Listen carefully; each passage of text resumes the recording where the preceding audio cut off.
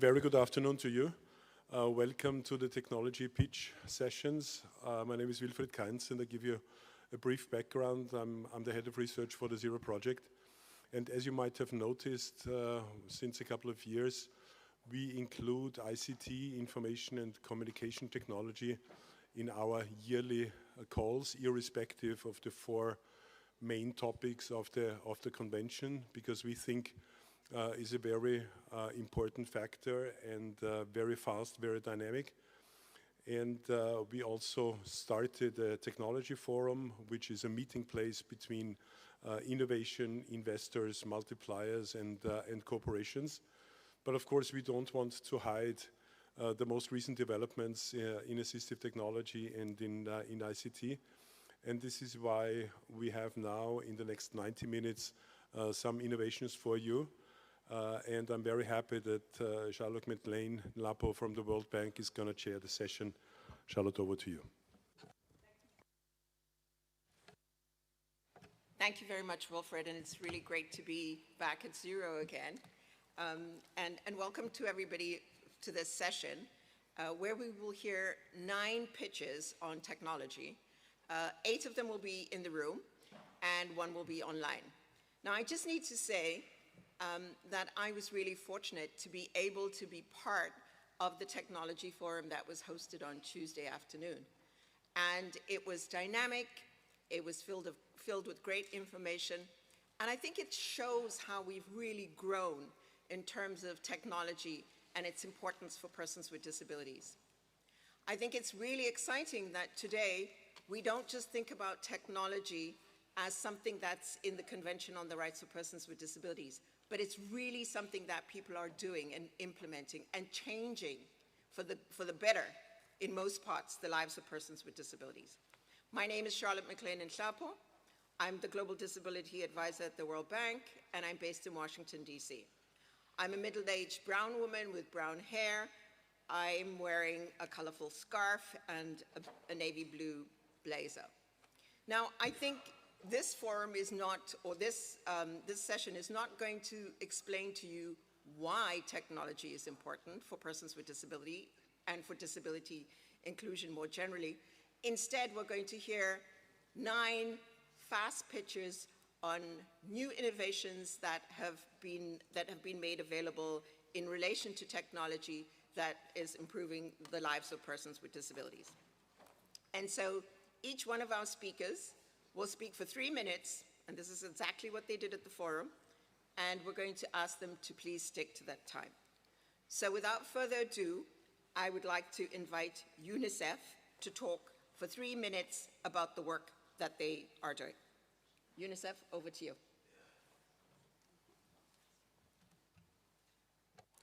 Hi, everyone. My name is Saurabh Agarwal. I'm a brown man with dark hair, wearing a pink shirt and a blue jacket. Early years of a child are the most important years of brain development. That's when a child starts learning communication skills, language skills. Some children face communication challenges. Their skills are not developed due to impairment or trauma. How do we ensure that every child has a voice and opportunities to learn and grow? It is with that objective that UNICEF has initiated a voice for every child. It leverages AAC solutions and creates an ecosystem to ensure that communication support is provided to every child. It has 4 key components: technology, AAC solution that is affordable and can be used. It has a component of training and capacity building of professionals, ensuring that professionals are equipped on assisting child and parent on that technology. It has an important component of shift from the earlier approach of medical model to societal model, where we talk about how a learning environment for a child can be created in their own learning environment. And fourth, and the most important, is where we talk about ecosystem. We talk about bringing government together. We talk about bringing parents, professionals, everyone together. So together with this, the technology solution leverages the 20,000 symbol database that we have through partnership with Global Symbols, and TTS is created in local language in which a child and a parent can communicate. The program has been implemented successfully in 5 countries. We are scaling it up. More than 1,000 professionals have already been trained, and we see a lot of benefit on ground. In terms of impact, we are seeing great opportunity where parents are seeing development of child in terms of competency, in terms of their self-esteem, and in terms of adaptability. I believe together we can create an ecosystem where every child has a voice and opportunity to grow. Thank you. Excellent. So thank you for that, and I think it's really exciting to hear a voice for every child that focuses on 4 areas: technology that's affordable, so really important, training of professionals, a piece of technology that really brings to bear the social model, and last but not least, a piece of technology that addresses the ecosystem and brings the ecosystem approach to bear. So thank you very much for that excellent presentation. Now we'll move to Onse.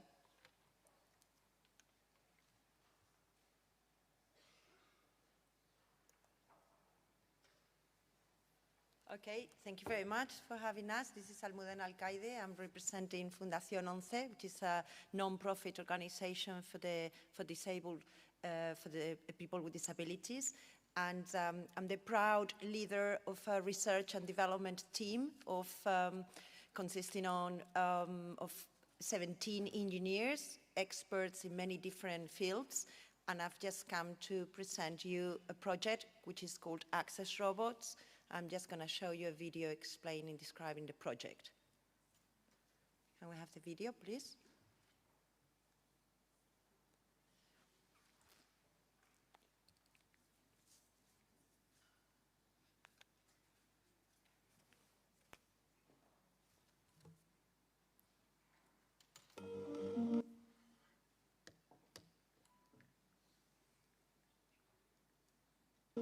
Robots are already among us and are here to make our everyday life that bit easier.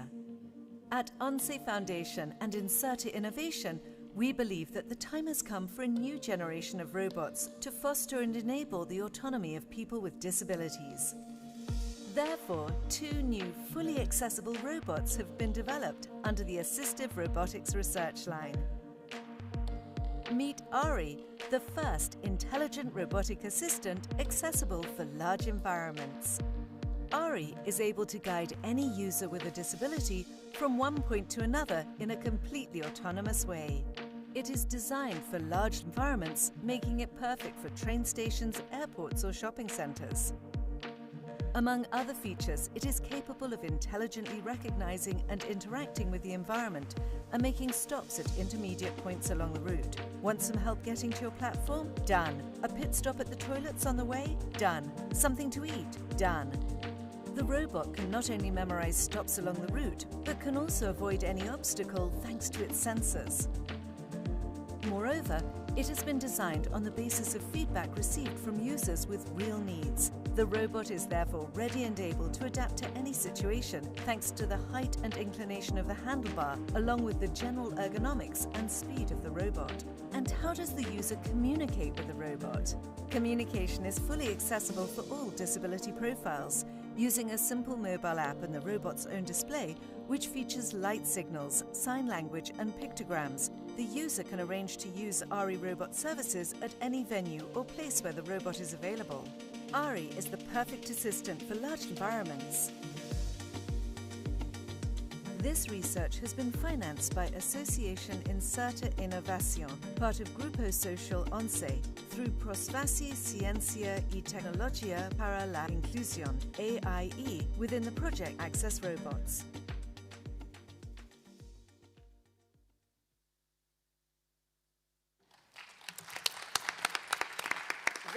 Very efficient. Thank you very much, Onse, and it's really exciting to see the robot. And I think I'm really impressed by how highly intuitive it is and that it serves to, in an autonomous way, guide persons with disabilities. So a fantastic piece of work. So thank you very much. We'll move to our third pitch, and I'll hand over to the representative from Inclusive School. Gwen, that's you.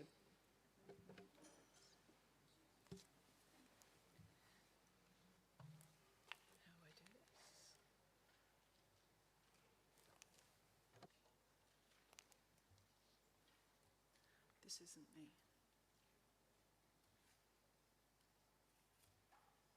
This isn't my presentation. This isn't my presentation.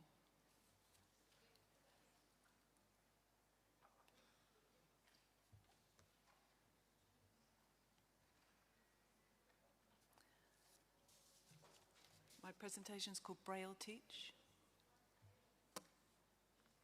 Who's holding the thing for the presentations? Ah, perfect. Okay, thank you. Hello, my name is Gwen Birchall. I'm a blonde-haired, blue-eyed, white person from the UK originally, but 25 years ago I went to Azerbaijan. And when I spent the last 25 years working in disability and inclusion to prevent children with disabilities from being abandoned to institutional care. And in the last few years, a local tech inventor came to me with this amazing little device called Braille Teach. He came with a prototype. The idea of it is to support Braille literacy for children and anybody who's loses their vision later in life. It's a learning toy, and it's affordable for anybody around the world who would like to be introduced to Braille literacy, because it can be programmed with any international language.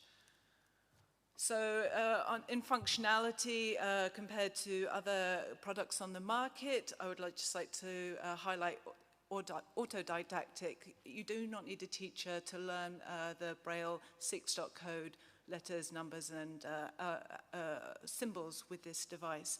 And it's multilingual, meaning it has a massive international market and creates scalability for this product. We think it's innovative because it's a learning toy, inclusive by design. Children with and without visual impairments are all intrigued by this, want to play with this, and so hence learn through play. Play and learn. Child or adult can play and learn using this device. We already received some investment to get it to mass production and start entering the market in the UK and the US. And we plan to enter 19 more countries over the next few years with a goal to sell 50,000 devices per year by 2030. We enter the market through distributors, through individuals with visual impairments themselves selling in their communities, and through donors and international NGOs. Our next step's language development. We're working on many different languages now to program the device so that we can reach all those countries around the world and all the people around the world who really would like to learn Braille, who may be struggling because of lack of teachers or cost of other devices, because this is an affordable device. And I look forward to any questions anybody has, any investors who'd like to help us reach our goals. Thank you.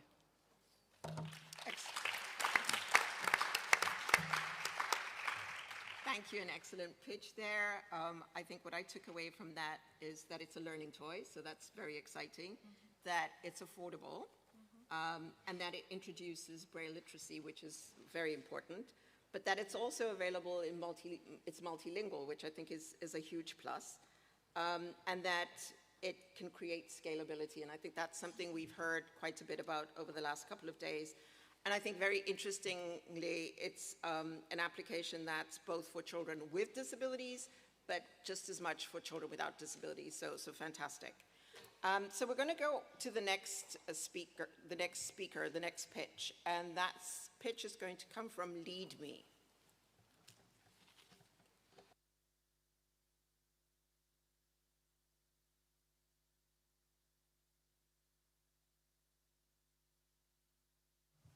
Okay, the presentation.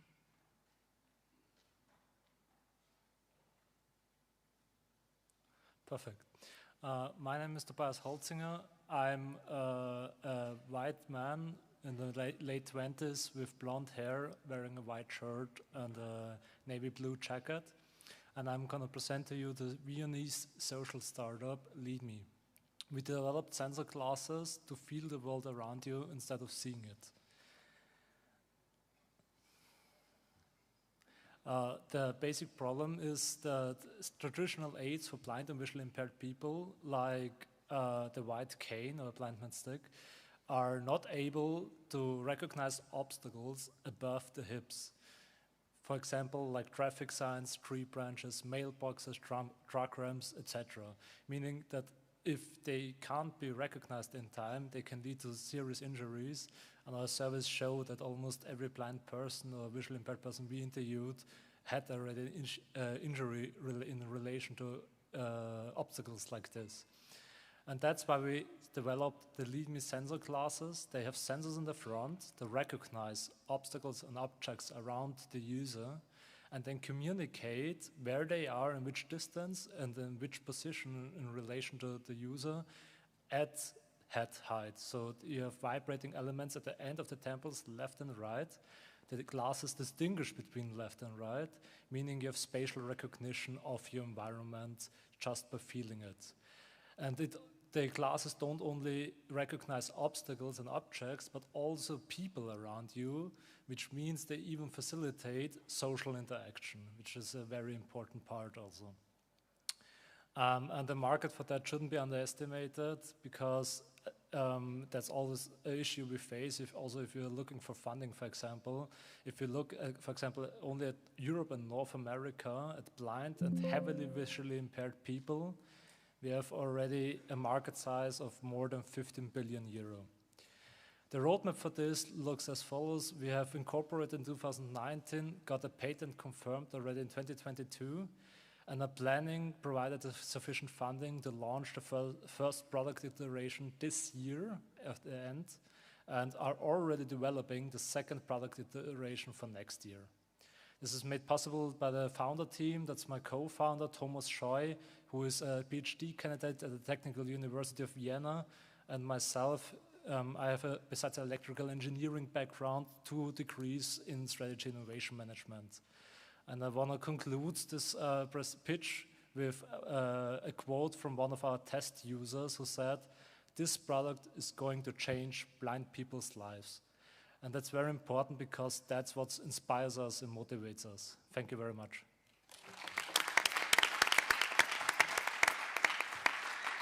So thank you very much. Another great pitch. I think, again, key messages coming from that is that you've got sensor glasses that recognize with very great precision barriers and spatial recognition. But I think what's super exciting about what you just presented is that it also looks at recognizing people and then facilitates social interaction. So it sounds like you can't go wrong with that. So thank you very much. Excellent. We're now going to go to Ben the Koala.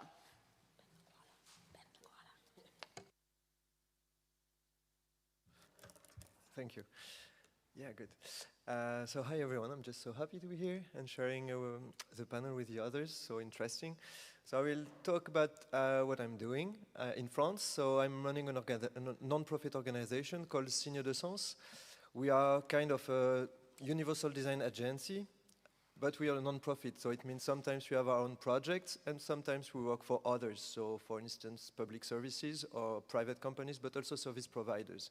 So every time is the same, is to put people with disability at the starting point of innovation, to just have something more interesting, useful, and easy to use for everyone. So it's really like our goal, our mission. One of the products we've done recently is Ben le Koala. So first step was parents of kids with autism asking us if we were able to find a solution to help the kids learn new skills at early age, so from 2 years old, to get them more autonomous, but also more able to include themselves into social spaces like schools. So we started the project with them. Now it's a community of 250 people. So families, caregivers, teachers, educators, specialists, etc., that works with us, and that's very important because of inclusive design. So everything is built together, and we build educational material that we can spend to all the people around the child. So it allows us to propose to children some coherent environment for learning, which is really important. And good news is that Ben has a great impact for kids with autism, but also for kids with other disabilities or no disabilities at all. So that makes it really inclusive. So to show you more concretely what it is, it's an app. So it's a free mobile app you can download. It's also in English. So you have thematics, like brushing your teeth or washing your hand, or also do some yoga, write on a paper, things like that. And for every thematic, you have a video to imitate. So kids just watch Ben do things and can learn by imitating it. And Ben is never tired of doing things, always smiley, etc. And then you can also have some pedagogical material to print, and you have many features. You can try it, it's free. And we are changing the app, like renewing it in March, so many new things. And just to show you the impact, we just launched a music box. So that's a box with music instruments you can use to teach music to the kids. And it was launched with a French company, so for every kids. So we got these private companies into the ideas of universal design, which was a huge step for us and for Ben. And just to show you the results, so we have 27,000 users for now, and still growing, and 350,000 downloads of the app, etc. And next step for us is to spread in the schools more and more with the French Ministry of Education, but also to find other countries and partners to just develop the app and the content. Thank you.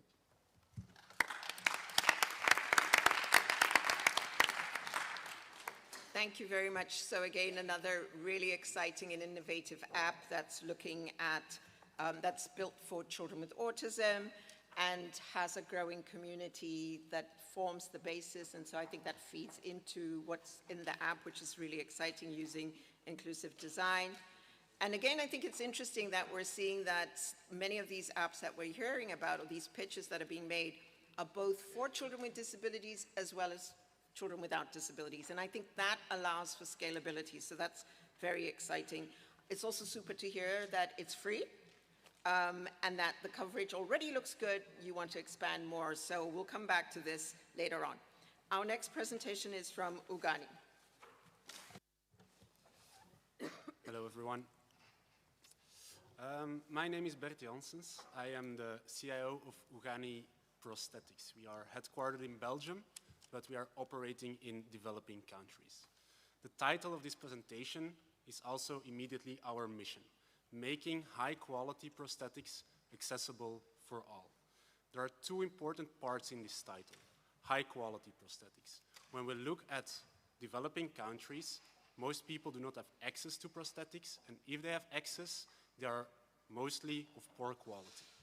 Accessible for all means driving down the cost, making those high-quality prosthetics payable, as well as reachability, making sure that we even reach people in faraway places. So what is the solution that we propose? In the last couple of years, 3D technologies have become more and more accessible, have become more and more affordable as well. So the procedure that we have introduced in our pioneering country, Kenya, is the following. We start with a 3D scan from a patient's residual limb. The 3D scan goes into an open source software called UFIT that we have programmed and maintained ourselves, and it will then go into a desktop 3D printer.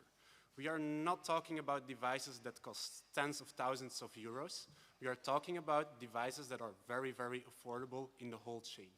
Finally, we will see our patient again and we will deliver the prosthetic device. You may now ask yourself the question, like, why is Ugani so disruptive? Why is this technology so disruptive? Without going into too much details about this table, of this quantitative analysis, I think on the first side you can already see that we are not improving the traditional manufacturing by a little. We are outperforming them very, very much, all right? If you look at scalability, there is this important word called distributed fit. This is a new model that we are introducing in Kenya as well, where we as Ugani Prosthetics start working together with mobility makers. Mobility makers are other organizations, independent partners, maybe NGOs, hospitals, that can go and do the home visits locally. So they will go to the patient, they will make the 3D scans locally, they will make the 3D modeling locally, and they will send the 3D model to us. We will do the printing, we will add the standard components, and we will send out the final result back to our mobility makers. If you look at truly accessibility, this is the future for OMP design in developing countries. So thank you. My name was Bert Janssens, and we are still looking for a financing partner as well as people that want to collaborate on a mobility maker program. Thank you so much.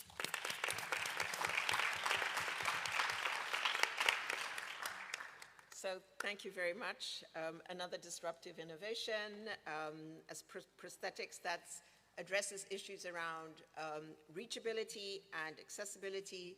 I think it's really exciting that it's using 3D scans, which are low cost. But what I found really exciting about your presentation from UGAN was that there's continued support. So they're not just handing you the innovation, there's continued support. And the issue around scalability, I think, is also exciting in that you're working with other partners that are localized. So you continue to connect with the community. So again, another fantastic innovation, and we'll have time to ask questions and see if there are people in the audience that are interested in having further discussions around this. So now we'd like to move rapidly on to the Continual Engine for their presentation. Yeah, that's you.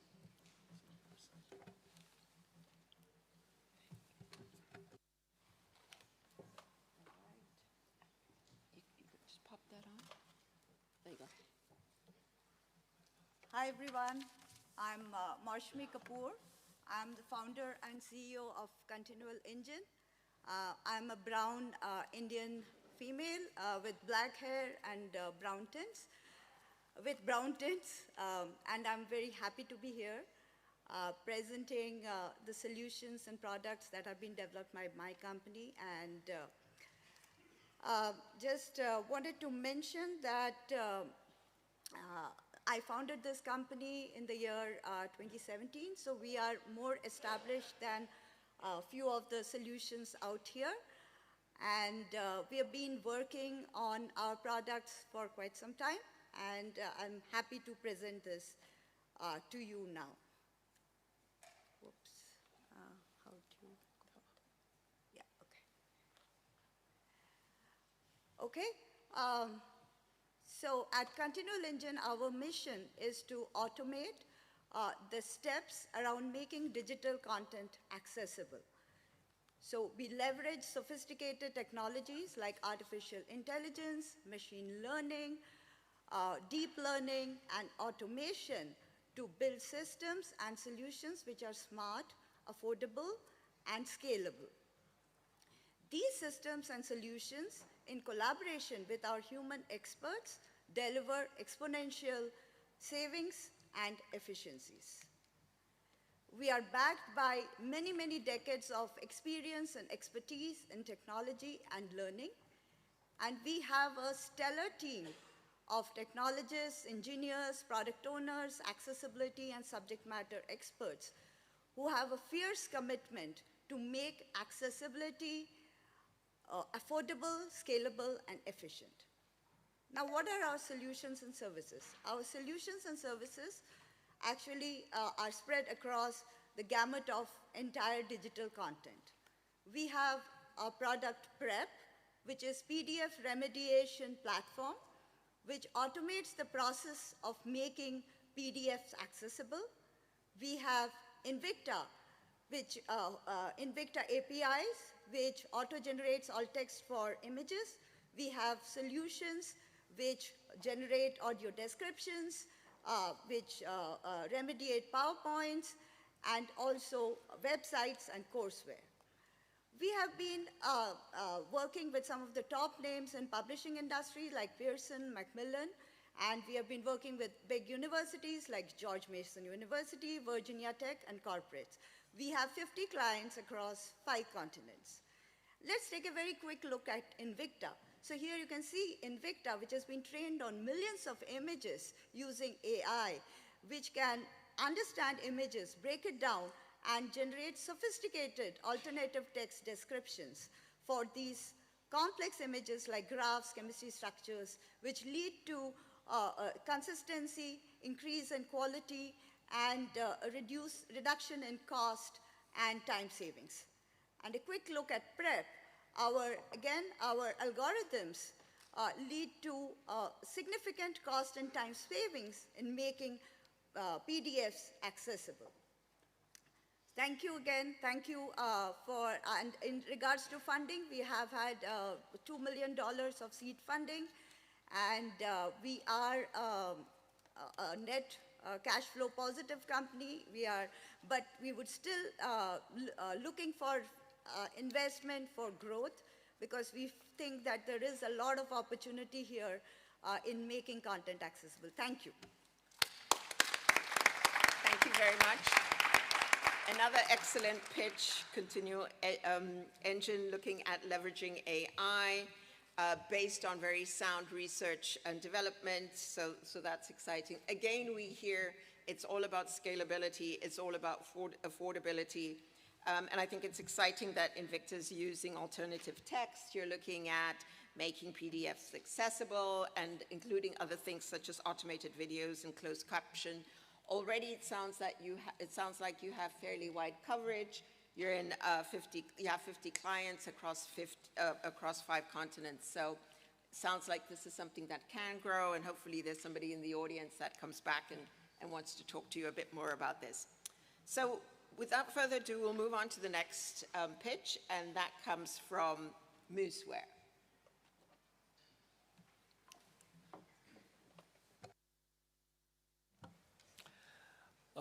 Day by day, lots of technologies are coming up.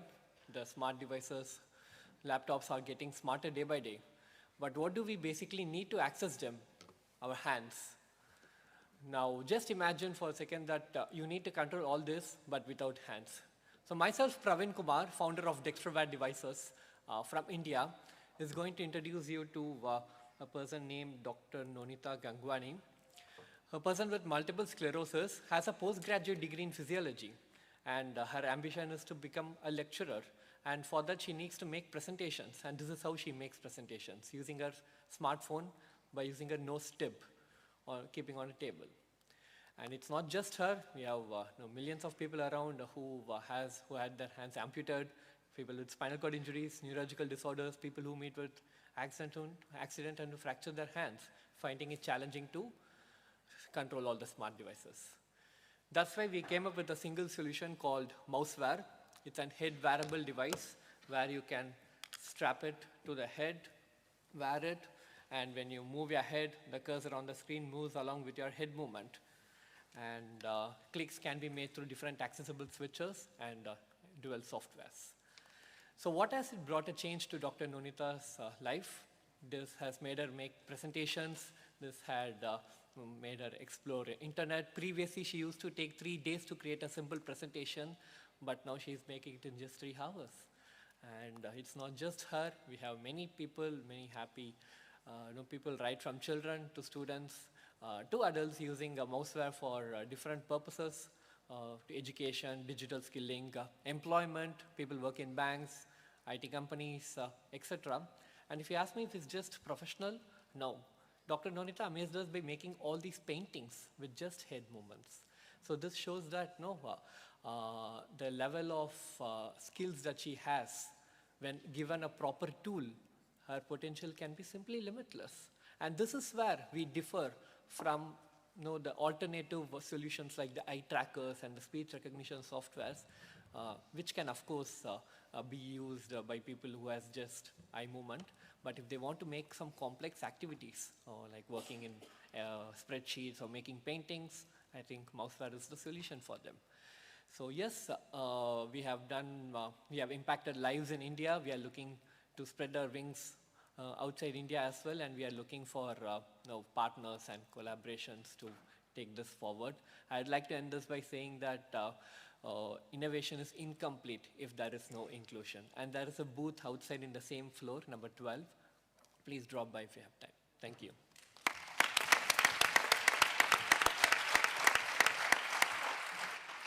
Again, another excellent presentation, and it's interesting to see that there's been quite a lot of discussion around art and inclusion, and you're bringing that to bear by way of your app. So really exciting to see how Mouseware helps to operate smart devices with any operating system hands-free, allowing people with various types of disabilities, and I think that that's been quite innovative, right, to use computers without the need of a mouse or a pointing device. So thank you very much. That was fantastic. So we're going to move to our last presentation, and I believe that's from Objective Ed, and that presentation will be online. Great. Hi. Thanks for inviting us to ZeroCon. I'm Marty Schultz. I'm president of Objective Ed. Next slide. Our mission is to improve the educational and employment outcomes for students with a disability.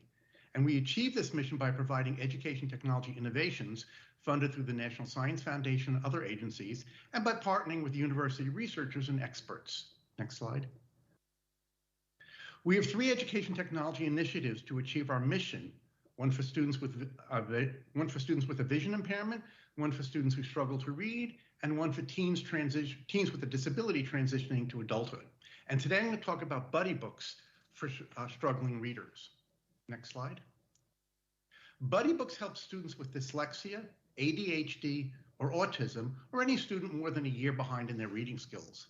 With buddy books, a student and a computer alternate reading one sentence at a time from any book, which keeps a student engaged in the story as they orally co-read with the computer.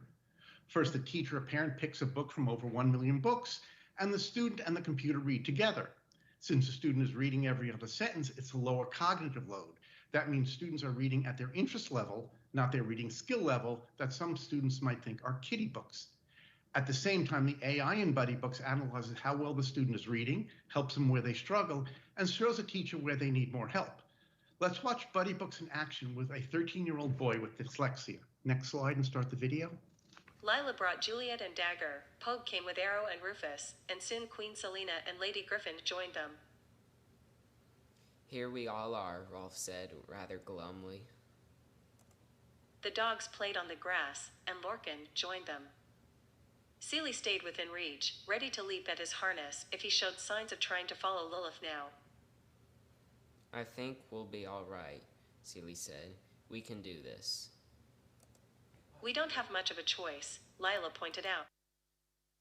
Next slide. The Buddy Books dashboard shows how long students are independently reading, how well they read, where they make mistakes, and you can monitor their improvement in fluency. Next slide. Next slide. Buddy Books provides a review mode to help students where they struggle. When a student logs into Buddy Books, we check their last reading session and find a specific passage that the student struggled with. Then we do 3 things in the first minutes of their session. First, we read that passage to the student, drawing their attention to the specific parts that they struggled with. That's called model reading. Then we play the audio from when the student first read that passage, allowing the student to listen to their reading and hear their own mistakes. That's called monitoring. Finally, we allow the student to read the passage again and self-correct. With Buddy Books, we're seeing an improvement in fluency of about 24%. Next slide. Start the video. Let's review a few passages from your last session. I'll read it first. Lilith mounted his horse, and so did the soldiers who were guarding the party. The tax collectors hurried to get inside the coach. Seeley supposed this arrangement was better for everyone. Now let's hear what you read. Lulath motioned his horse, and so did the soldiers who were guarding the party. Tax collectors hurried to get inside the coach. Seeley supposed his argument was better for everyone. When you're ready, click on the record button and try reading the passage again. Lulath mounted his horse, and so did the soldiers who were guarding the party. The tax collectors hurried to get inside the coach. Seeley supposed this arrangement was better for everyone. Can I please ask you to wrap up? Yes. Buddy Books are sold to school districts, community agencies, and to parents, and we partner with Benetech Bookshare, and we're looking for partners and investors to expand our mission to help students with a disability. Thank you. So thank you very much, and thank you for focusing there on Buddy Books for struggling readers and children that might have dyslexia. And what I think is super exciting about that presentation is that it can be used obviously by the student, by the child, but also by parents and professionals. And so again, that seems to be a theme that's kind of come out from many of these applications, that it's the community, it's not just the individual, it's the teacher, it's the parent. And I think that that's quite an exciting aspect. We've talked about scalability, we've talked about affordability, we've talked about reachability. But now I want to invite all of you to ask these amazing individuals that have made these pitches questions, suggestions, offers to scale. Any ideas?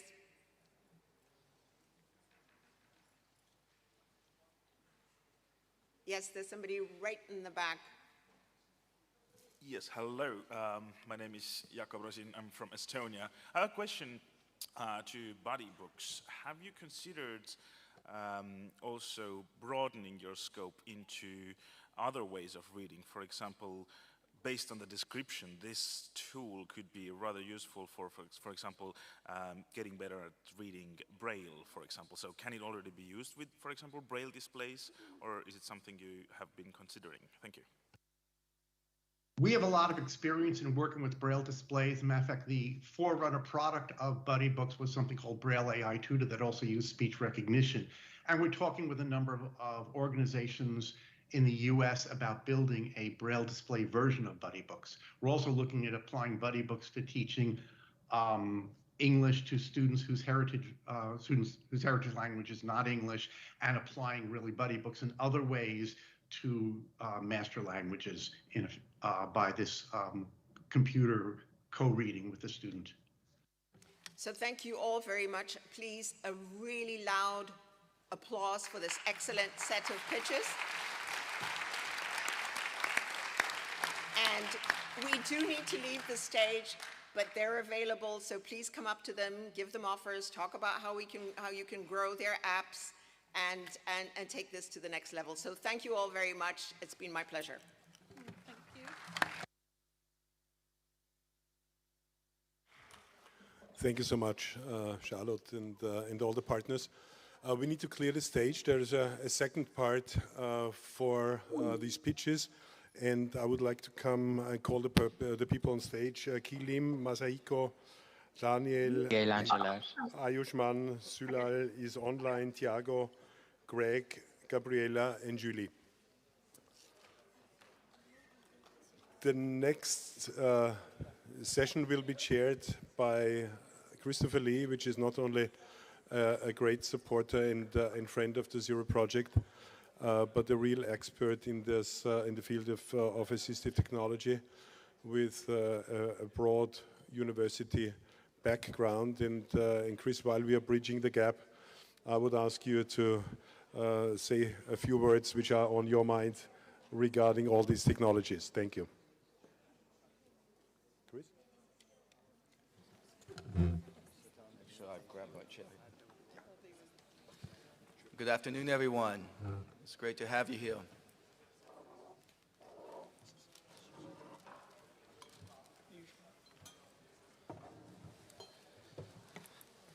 And thank you, Wilfred and Zero Project, for putting this together. Like Charlotte, I had the opportunity to sit in Tuesday's technology forum. And I was impressed, much like Charlotte, in the way that this forum was run. They have 3 minutes. I usually decide after 2 minutes that 1 minute is left, then I do the wrap-up. Excellent. Thank you. 3 minutes.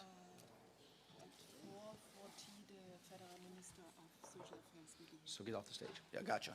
All right, so we've got a little bit of time. We're going to move through this pretty quick. I did want to say a couple words. We have such an amazing group of folks, you know, we just saw up here as well as what we're about to hear now.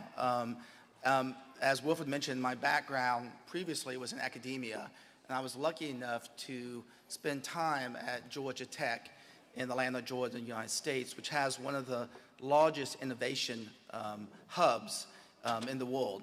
So I got to see pitches from different technology innovators all the time, looking for angel funding. And I can tell you right now, the folks that you just saw, and I'm sure the folks that will be at this table, has done just as good a job as some of those folks that have been trained through these innovation programs. So great round of applause. Let's give one more time to the group that just was up here. It's not easy to do all that. All right, so we are going to get started, and our first one is STEM research. Take it away. Oh.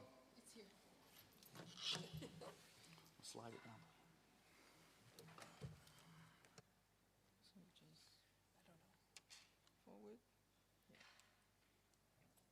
Hi everyone, my name is Cheng Lim and I'm an Asian woman and I'm wearing a gray dress with a black jacket. So STEMI is a center funded by the US Department of Education that is grounded in making early science, technology, engineering, and math, otherwise known as STEM learning, accessible every day, everywhere, and for everyone. My STEM adventure, built in partnership with Bridge Multimedia and Faber Vision, is a free app that is built on these very principles. At every step of the way, we co-created with practitioners and families with young children with disabilities to design the app, right down to the character Layla Diaz. Layla is a black girl with disabilities, and you can see her on the right side of the slide. We had intentionally designed the character because black girls with disabilities are often underrepresented in STEM. Let's take a look at the 3 key innovative features of the app. Our app is born accessible, empowers families and caregivers to facilitate playful STEM learning, and focuses on the whole child. My STEM adventure has accessibility built right into the foundation and structure. This means accessibility is not an afterthought, and we also have the ability to expand the options. Accessibility is also right in your face when you first access the app. You'll be prompted to adjust the captions, sounds, visuals, switch access, and language. Hi everyone, I'm Megan Vinn. I'm STEMI's co-director, and the app provides step-by-step guidance for families and parents to lead young children with and without disabilities on adventures in their homes, communities, or anywhere they are in the world to learn about STEM. It provides adults with tips and support to show why the STEM concepts are important, what the child is learning, and how they can adapt the adventure to support engagement. The app also uses a whole child approach that promotes STEM concepts, family connectedness, and literacy. The unique innovation of the app, beyond the born accessible design that's in your face, is that it is meant for children and adults to use together. The family engages in and takes pictures of a guided STEM experience, and then the app creates a book that can be read again and again. This promotes a positive STEM identity where children can see themselves engaging in STEM. The app was launched late last year and was piloted with families. We got a lot of great feedback. One family said, "My child loved the books, especially seeing their pictures and names in the stories." And another said, "I love that my child is interacting with the environment and not just pushing buttons on a screen." We have so much we would love to do. You can download it on Apple or Google Play stores. In the future, we hope to expand the accessibility options and the adventures while keeping it free. And I'll say it again, it's free for anyone to use. And we hope to evaluate this app more in depth. We hope you'll download it and share it to show that STEM is everywhere and for everyone. Thank you so much. That's great. So I have to ask, this is Christopher, by the way, your funding model behind this, because I love the idea that it's free. That's the first question. You have to keep it brief. And second question, are you expecting to go into higher education? Because STEM is such an issue with higher education textbooks. So we're a technical assistance center that's funded through the U.S. Department of Education, the Office of Special Education Programs. And so we have a 5-year funding cycle.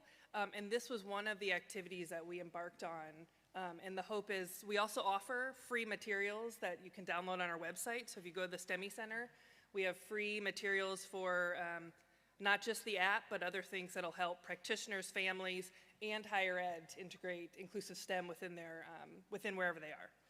Great. Thank you. Great job. All right, Daniel, you're next. I think there's someone before me, but I can go next if that's you fine. prefer. So I'm going to stand up for this. And yeah, I'm Daniel from Lingvano. Before I start the pitch, I want to mention that I'm a white male. I have dark hair, blue eyes, and a white sweater with the Lingvano logo on my chest. Have you ever tried to put yourself in the shoes of a deaf person? Have you ever tried watching a YouTube video without subtitles and sounds? I bet you missed out on most of the content. But the fact is that for most of the deaf people, this is what the world is like most of the time. But even, oh, I forgot the clicker, I just realized. But even if you are hearing and they want to learn sign languages, most of traditional courses are expensive, they're not really accessible, and also the course times usually are inflexible. And that all leads to the problem that there simply aren't enough signers in this world. And we want to change that. So we've created an app that makes sign language learning fun, fast, and easy. That's why some of our users call us the Duolingo for sign languages.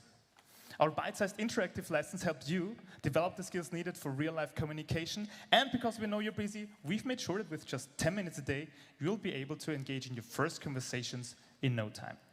What makes us unique is the fact that we're going deep. Sign language learning is not just about learning the signs, but also what's behind it. Deaf culture, deaf history, and insights into deaf community, all of these are important parts of learning sign languages. And ultimately, the small nuances that make sign languages the beautiful languages they are. Also, we exclusively work together with deaf native signers as teachers to provide you with the best learning experience possible. Together with them, we have recorded over 16,000 educational videos, all of which are available in our app. Also, we're fully self-funded, so we're completely independent in the pursuit of our mission. As regards to traction, we're currently the third most popular language learning app on the Apple App Store, directly behind Babbel and Duolingo. With that, we managed to attract more than 2 million learners, some of which are from quite reputable organizations, such as Amazon, FedEx, or the Stanford University. But more importantly, those are 2 million people that are making the organization more inclusive. 2 million people that are making a difference, and 2 million people that are making the world a more inclusive place for the deaf community. And we're really proud of that. So who's we? Well, that's us. We're a team of 20 deaf, hard of hearing, and hearing individuals from 9 countries, working really hard to achieve our mission.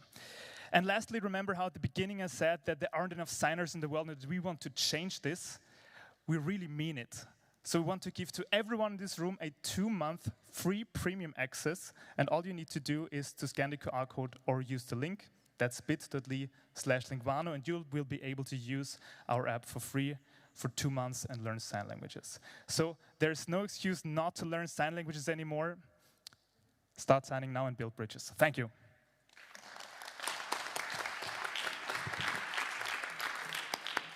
All right, Daniel, great job. So self-funded, that's a good thing, right? And 2 months free. Right? Did we hear that? Is it 3 or 2 months? What? We're self-funded. Free for app? Oh yeah, you can use it with the. You can use that for 2 months for free. Normally it's paid, but with the QR code you can use it for free for 2 months. If you didn't catch it, talk to me afterwards. I can still give you the QR code. No worries. Any additional features? Any additional features that you have coming up on the app that you want to share? Well, basically, I mean, there are a lot of features in there already, like the dictionary and also the mirror feature that allows you to compare your signing, if it's correct, to the deaf native signers. But we, of course, plan to do also more sign languages in the future. Excellent. Thank you. Nice job.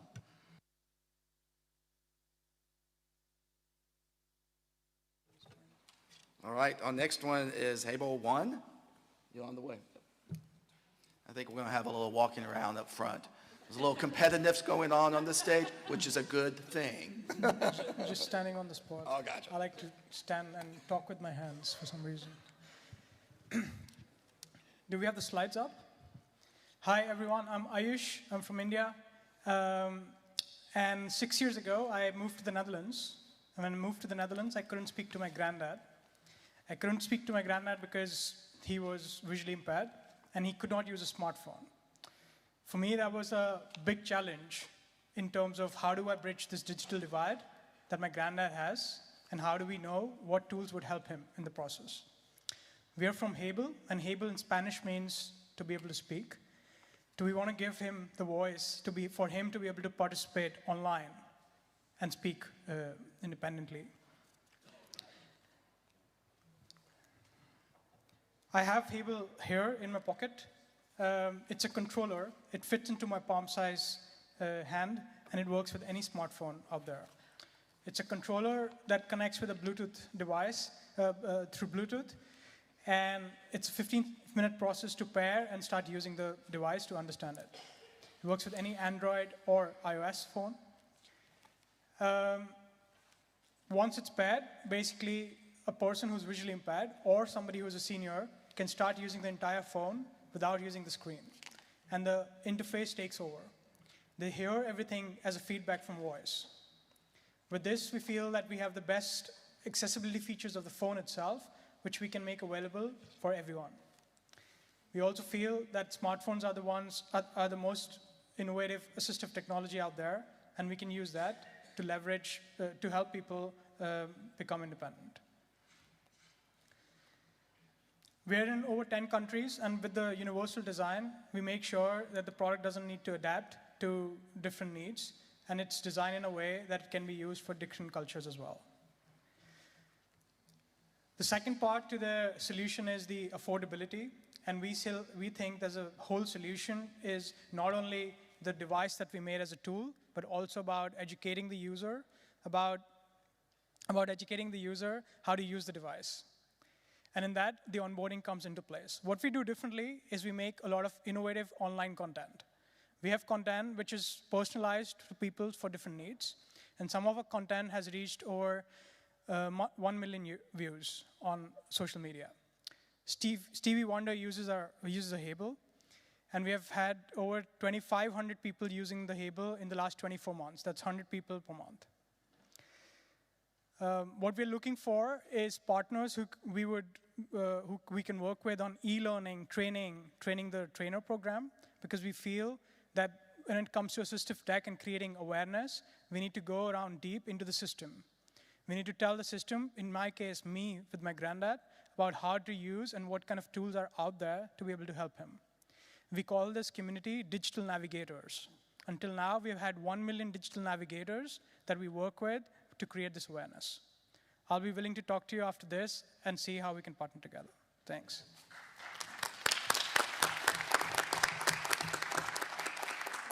Great job. So just one question in regards to learning management systems or programs. So you're looking for a platform, if I'm understanding, that's fully accessible, that you can upload content to it? Is that kind of one area that you are addressing right now?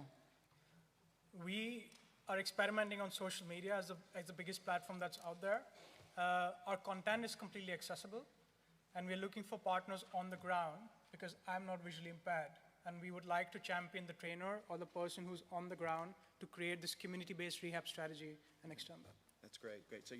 So what I'm hearing is that you're looking for advocacy groups, particularly visually impaired and blindness, to support testing. Primarily, yes, and it can scale to other disabilities as well. Excellent. Thank you very much. Nice job. All right. Next question is Vizio. No? Either way.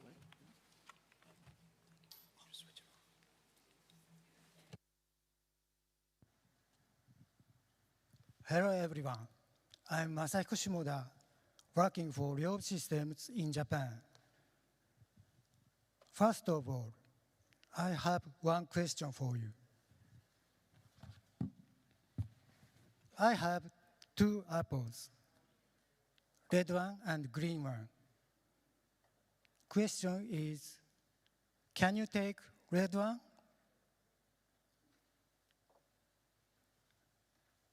I hope the answer you find from my presentation. Today, I'll show you our assistive software for colorblindness named Bizolve, and barrier-free project using this software.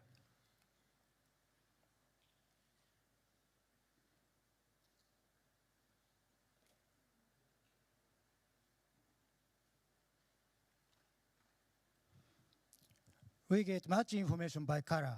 Here are some examples, but colorblind people is difficult to get necessary information from these images. They see these images as follows.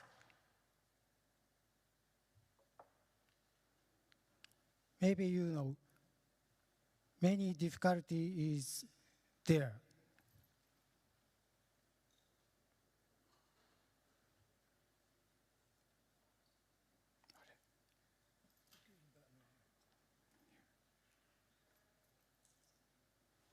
This is first solution. We have provided assistive software for colorblind people on our website free of charge since 2005. The number of downloads exceeded 70,000, and many websites put our link to our website on their pages. I'll show you our VSolve color conversion examples. This is original images, and next is conversion result. And colorblind simulation shows this is original, and next is conversion result. This is the second solution.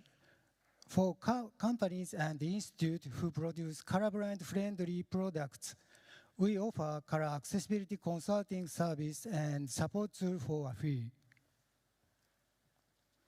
This is a relationship between two solutions.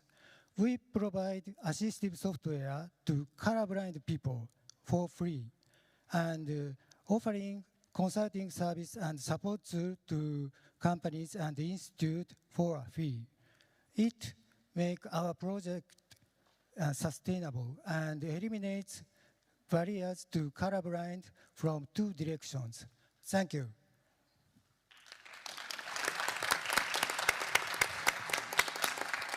All right. That was a lot of information on those slides, and I know that it was difficult probably to describe those for people in the audience. So if you're interested in knowing more about some of that data on the slides, please see the speaker afterwards, and he can go more in depth in that. I'm curious, the information, the information I saw on the slide shows that you go to the website, you develop a profile, and then you upload images.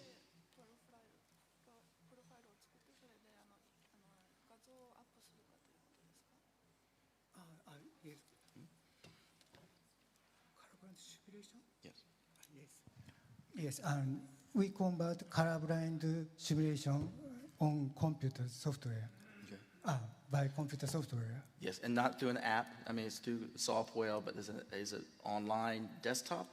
And Both apps. okay. Okay. Thank you. Well, thank you. All right, Greg, you are on.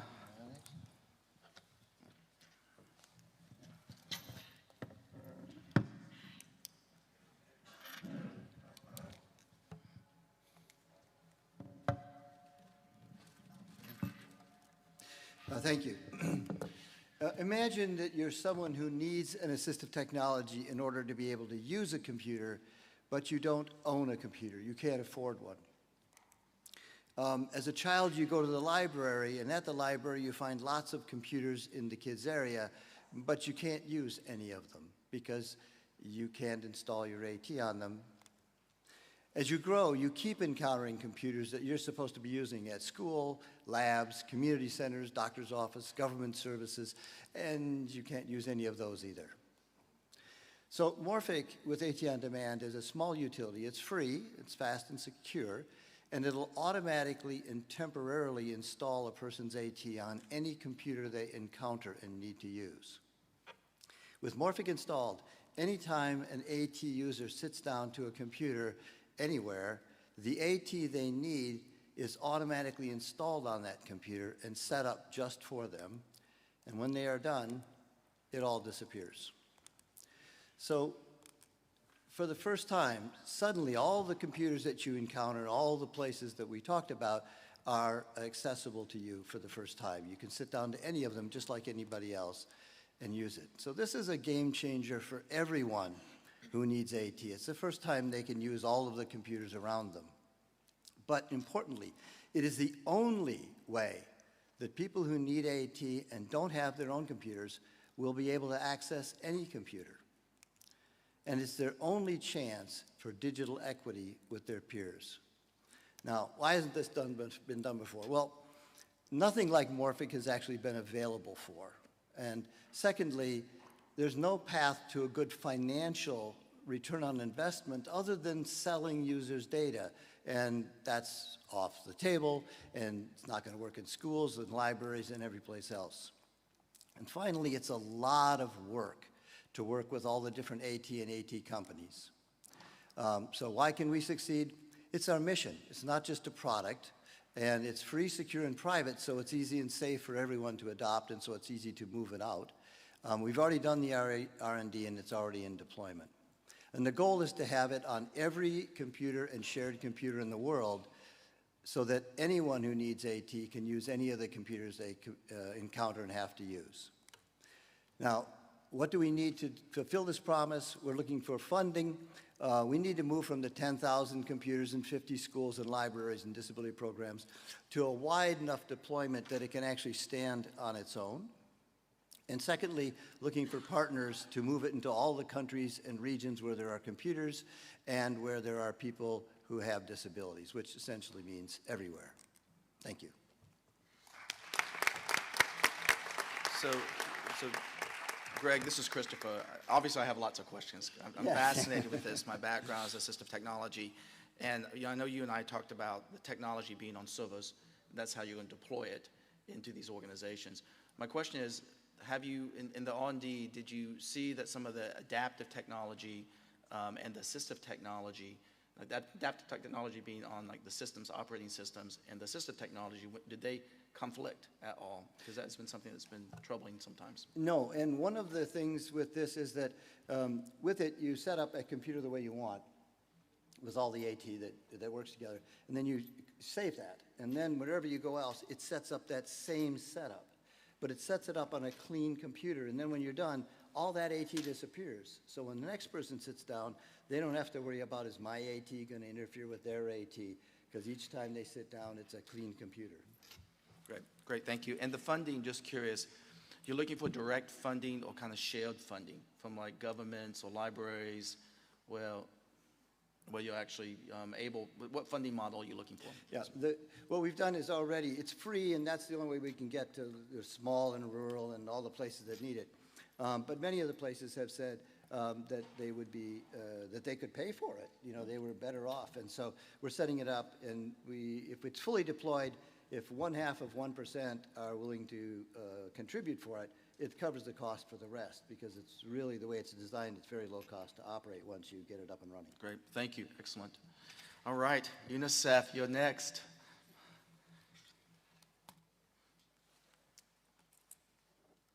Thank you. So maybe I'll start, good afternoon. My name is Julie de Barberac, and I am a woman, a white woman with brown hair, wearing a white sweater.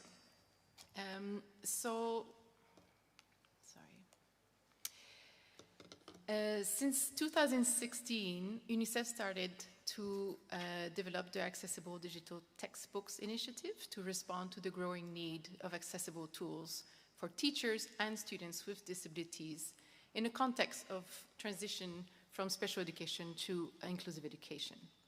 So we collaborate with organizations of persons with disabilities, ministries of education, who are usually the leaders, teachers, and experts in accessible technology, to develop and adapt and convert curriculum-based textbooks and storybooks into a digital accessible format.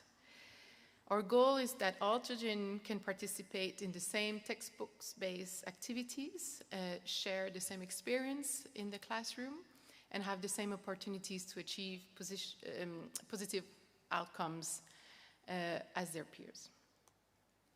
So what is an accessible digital textbook? So it's basically one book for all. So we take the printed version, we digitize it, and we add accessibility features that are all combined and synchronized together, where the child can decide how he wants best to learn. So how he wants to use sign language, video, he wants to use highlight, he wants to use audio description of image, he has, of course, navigation with screen readers, and it's all based on the principles of universal design for learning, so all the exercises are accessible for all children, so they're not only passive, so they receive the information, they get engaged, but they also can participate and respond in the activity. It is online and offline, and it's locally produced in all countries. So how we work with country, we do a country preparedness analysis. We understand the ecosystem in the country, the resources. We work on advocacy in collaboration with the Ministry of Education and other partners. We create strong partnerships, and we have built some. We provide trainings and ongoing support. And then we do a prototype of one textbook that we will pilot and get results and understand and reiterate and build and scale in the country. So our impact at the moment, we have 9 countries, 2 more that are starting soon. 80 accessible digital textbooks and storybooks have been produced, and we've trained 3,000 teachers. We have 6,000 students that are reached and are using it. We have a website, guidelines, case studies, webinars. Obviously, we're working in 2 regions where we have a task force and where you have strong partnerships. Just a quick next step and call for action. We're working on the next step will be AI content creation that we can work together, and we're going to make some hackathons with persons with disabilities and new tech developers to reach that, and hopefully we can scale to the whole world. Thank you very much. Thank you. And just a quick question. So the funding behind this, is that, well, quick question, that's all I know. This is Christopher. 3 to 5 years, is it soft? So we got some different funding since the beginning. So since 2016, we got fundings from independent funds and donors.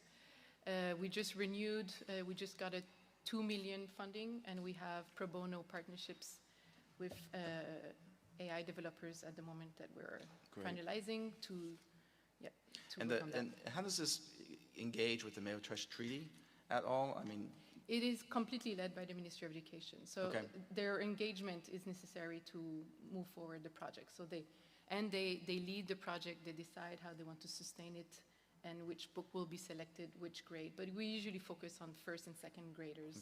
And ECD, so early child development. I have so many more other questions, but I'm going to hold. Yes. Thank you very much. I'm happy to answer them after. Excellent. All right, thank you very much. Thank you. Next, we have Access SOS, which I had the opportunity to also see her presentation, which was very impressive on Tuesday. So you're on. Thank you. I do much better standing up. My name is Gabriella. I am the founder of Access SOS. I am an Asian American female, and I am wearing a yellow sweater. And I'm really excited to be here today. So this is a photo of my family. And I know you can't tell from this photo, but both my parents are deaf. American Sign Language is my very first language. We communicate using that, or when I'm not with my parents, we text each other. The reason why I'm here today is because a few years ago, when my father was home alone, he was weak, he was feeling sick, and his gallbladder ruptured. He was alone. He was worried that if he went to his video relay machine, he would not reach the sign language interpreter in time. What he did was he texted me to call 911 for him, but I wasn't near my phone at that time. Why couldn't my dad text emergency services directly? In the United States, the emergency services system was built in the 1960s and 70s using an old landline system. And upgrading that equipment, that old equipment, costs a lot of money and a lot of time.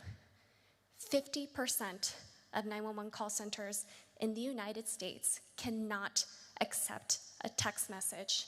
And even if text to 911 works in the 50%, it's still voice prioritized, meaning they don't get an accurate location, and it's not available in different languages. The soonest the United States would get 100% access with this next generation emergency technology would be in 2030. People like my parents can't wait that long to get the help they need. And that's why we founded Access SOS. Using the best solutions, we built a free-to-use 24/7 mobile app. We automatically grab your geolocation. We send that to emergency services quickly. You just press a few picture-based icons, select your emergency, and we send that information over to 911. It uses your language preference. If your operating system in your phone is in Spanish, we show up in Spanish. And we translate that text into a voice call quickly to 911. If you're in a text-based area, we detect that and we streamline that text message to 911 service with your geolocation. It's 24/7 and it's fast. And thanks to our funders like DRK, Stand Together Ventures, and PagerDuty, Access SOS is free for all to use. Our talented team is passionate about making emergency help accessible for all, and it's working. 79 emergency calls and texts sent. We're in 4 locations, with more cities coming soon, and more than 14,000 Access SOS users. These are 14,000 people that now have that critical lifeline to emergency services. Our goal is to launch nationwide, and we're looking for funders to get us there. We have the product, we have the team, we have the need and demand, and we're looking for those partners to make emergency help accessible for all.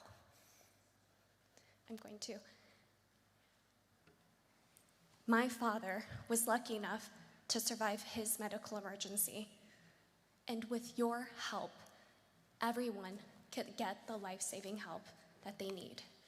Come find me. I'd love to talk more about how we can save lives together.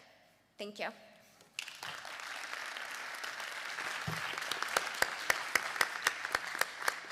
You know, this is Christopher. There was so much to unpack in that presentation, and I'm curious about the university involvement, specifically around the R&D aspect of it. You know, could you speak briefly about that and how you actually use those universities? Yeah, because we're a nonprofit, we have to be really creative about the resources that we have. And we've really leaned on our university partners. We're based in the Bay Area, and universities like Berkeley, University of San Francisco, they've given us really talented student engineering teams that have helped launch our product and develop the code. And your idea, this is Christopher, your idea of a perfect funding partner would be? Someone who believes in our mission to save lives together and is willing to do that dance with us. Great. Thank you very much. Nice job. All right, our last one we've got. Bring us home, V. Libras. The slides, please.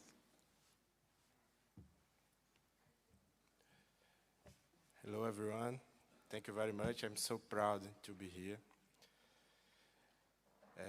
50 years ago, we received a deaf student in your university, the Federal University of Paraíba in Brazil. She was our first deaf student in the computer science degree. And when she started the degree, no teacher in our university knows to speak with her. Now, she communicates using Brazilian Sign Language. As a result, she lost 5 subjects in her first year of degree. Then we think, how can we help her? Please, slides, please. How could our 60 teachers teach class to deaf students? Then a dream was born to us. Could we develop an application software to allow teachers to communicate with deaf students? Then Velibras was born. The slides, please. Yeah, it's okay? No. So let's go. Let's go. Explained, Velibras is a solution that machine translate audios, videos, and texts from Portuguese to Brazilian Sign Language. It's an AI-based solution that uses a 3D avatar to. Okay. Okay. Nice, good. Nice, good. Okay, it's working. It's working. We have it working now. Okay. Thank you. So, sorry. The Velibras is a solution that machine translates audio, videos, and text to Brazilian Sign Language. We use a 3D avatar to represent the signs in the expressions in Brazilian Sign Language. Here we show our 3 avatars in our solution. Then, our dreams become to be true. Today, Velibras has tools for websites, smartphones, VOD, TV, and cinema in the context of Brazil. Our research started in 2009 when Osana arrived on our university. And in 2016, our practices were launched by the Brazilian federal government in Brazil.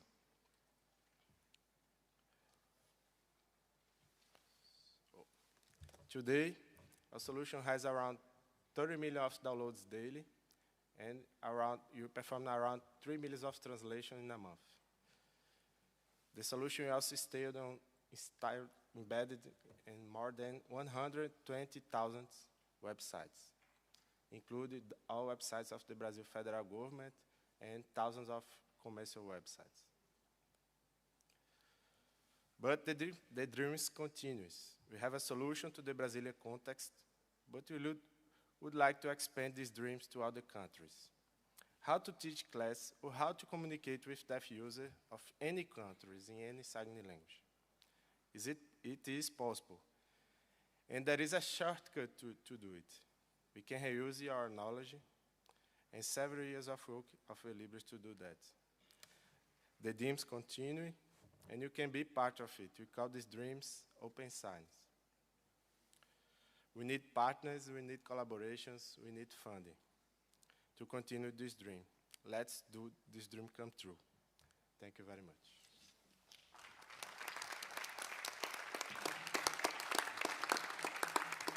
Okay, so this is Christopher. I have to ask, I mean, looking at those numbers, the interaction you have with the software, the data that you're collecting off of what is needed on different sites, is there any kind of work that you're doing on producing publications around what you are seeing from that data? Because there's quite an amount of information that you're collecting if you're hitting those numbers. We try to use, these numbers is using only the Brazilian context. Right. We are using these numbers to improve the solution, to improve the machine translator, to improve the signs that we have in our solution. We use for that. But our idea is to expand this idea to other sign language, to other countries. But we need to have to be developed yet. It's not developed. And this is Christopher again. And what countries would you like to see next? Now, we don't have a specific country. I think countries that want to use this type of solution to make these contents accessible to deaf people, we are open. Okay, great. And the costing model, how much would it cost to actually implement this? Until now, everyone costs around $1 million to develop the 50 years of work. I think it's much less money to expand to other Gotcha. So the development cost, this is Christopher, the development cost was really the investment, and now it's cheaper to actually roll it out into different countries. Yeah. All right, great. Thank you so much. Great panel. Let's give them a round of applause. We have about 4 minutes, so we're going to open it up for questions. Any questions?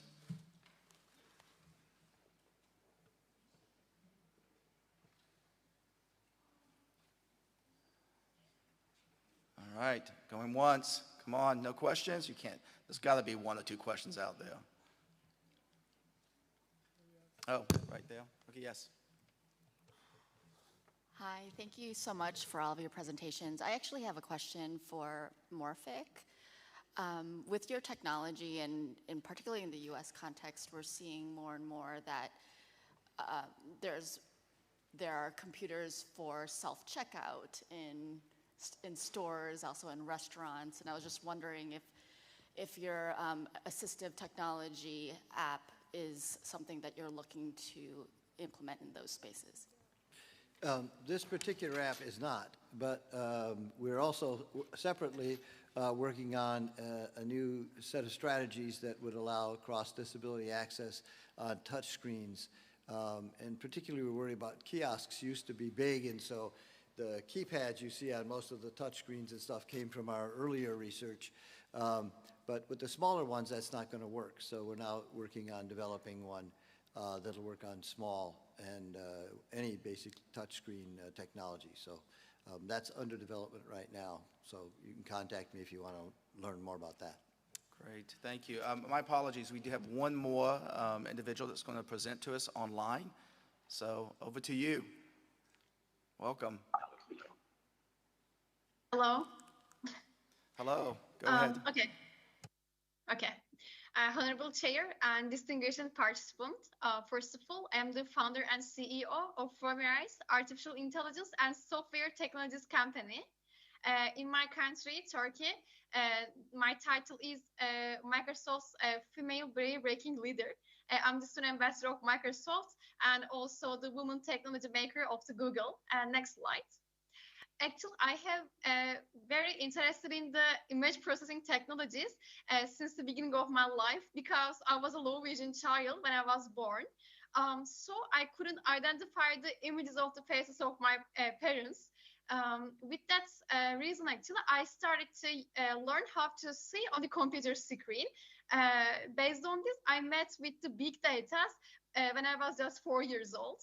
Then when I completely lost my vision, I was aware that there was no opportunity to have the vision biologically again, but I was also aware that we could also create a way in order to have the vision with the technology again. With that purpose, first of all, I started to use assistive technologies as well as more than 330 million visually impaired people worldwide. When I realized that I wasn't satisfied from these technologies, I started to develop my own technology, which is Fromerize. We can skip at the next slide, actually. What is Fromerize is, with the Fromerize, we designed the most technologic and customizable version of Vision with our AI system. For our users, we have a mobile application. The name of our application is FIE, the first letters of the Fromerize, and then we have an API, of course. First of all, I'm going to start with our application. We have a video. We can start to playing it actually. When our users upload an image to the app, first of all, they get a description from AI. The most differentiated part of our technology is the customization, because our users can train their own AI system by using our AI tool on the application. Next slide, please. Let's give me an example for you too. When I lost my vision, of course, I had to go to school. In my first time, I was a bit shocked because I couldn't identify anything what I had around myself, such as my class, school environment, or the classmates actually. Right now, I think that if I, for example, had Fromerize application in my pocket, probably I couldn't have the challenging situations as well as that time. So our users, actually, especially the student users, can train their own AI system in order to get descriptions to the environment, whatever they have around themselves. On the other hand, actually, as you know, the shapes are important in some of the courses, such as geometry or something like that. So they can train our AI system in order to get the descriptions of the especially geometric images, actually, whatever they have around the textbooks or something like that. And the third one, that our accuracy is over normal word standards, which is 98%. The normal word standards are 90% right now, which means that they can also reach up to a much more accurate OCR in with our technology, we can say directly. Let's skip the next slides. We can go over the roadmap together. First of all, we made our close launch at the beginning of 2022 in Microsoft Turkey office in my graduation. And then we launched our first beta. We were accepted the best accelerator program, which is İTÜ Çekirdek of the world.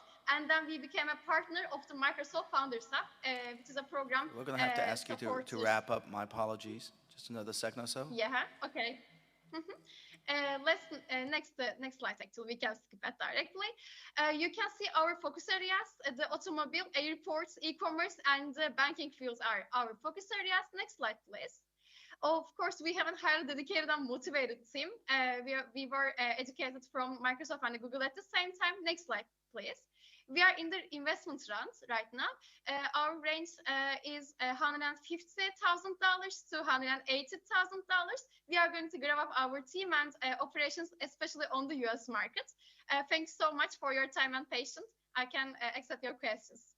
Well, thank you so much. We're out of time. That was excellent. My apologies for leaving you online. This is Christopher. 98.3 accuracy. 98.3 accuracy is pretty impressive. Congratulations. Next year, we hope to see you here in person. Thank you. Bye-bye. All right, y'all. Let me just spread a big thank you to our panelists here. Let's give them a round of applause. Nice job.